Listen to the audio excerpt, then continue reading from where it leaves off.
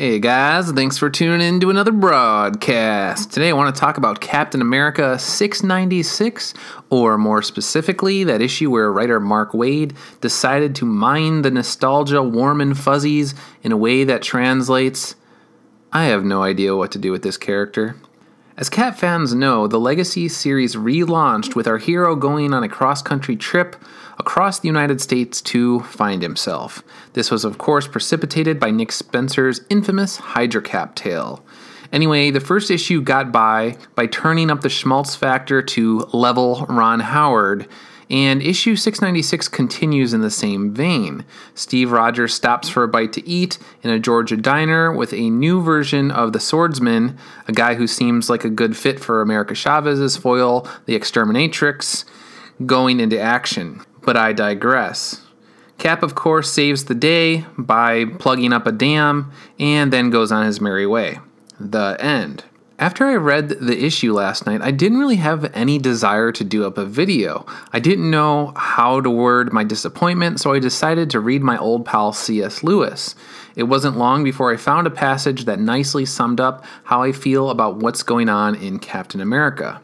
Mr. Lewis says, "And the joke, or tragedy, of it all is that these golden moments in the past, which are so tormenting if we erect them in a norm, are entirely nourishing, wholesome, and enchanting if we are content to accept them for what they are, memories.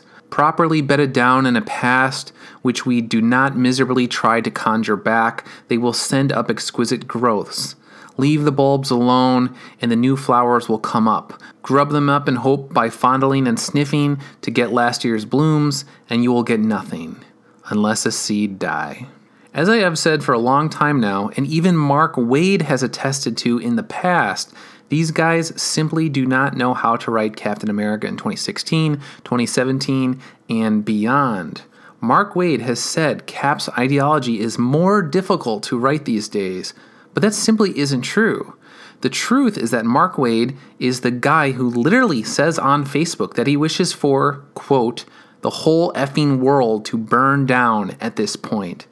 Yes, because some random cosplayers may have been bullied somewhere, someplace, at some time, Mark Waid wants the whole world to burn in ways that Alfred warned us about in the Christopher Nolan Batman movies.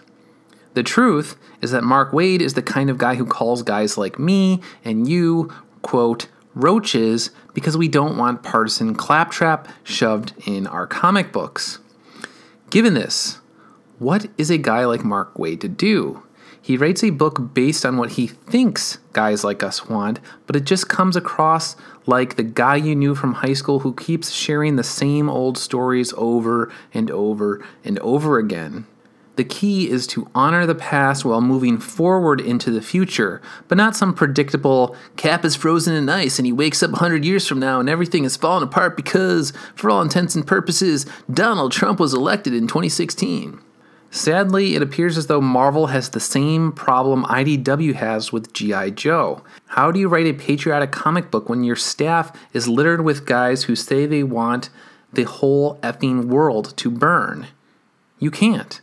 It doesn't work. And when guys like myself, or Diversity in Comics, or Mim Headroom, or just some guy shine a spotlight on the problem, then we're, quote, roaches, or insert insult of the day here. One of my favorites is that I never get laid, despite the fact I'm happily married. Anyway, that's about it for now, but I'd like to hear what you have to say. Sound off on Captain America 696, Mark Waid's direction, or lack thereof, for the book, and anything else related to Steve Rogers. And as always, if you like what you've seen here, then head on over to douglasstearns.blog for more coverage just like this. See you next time.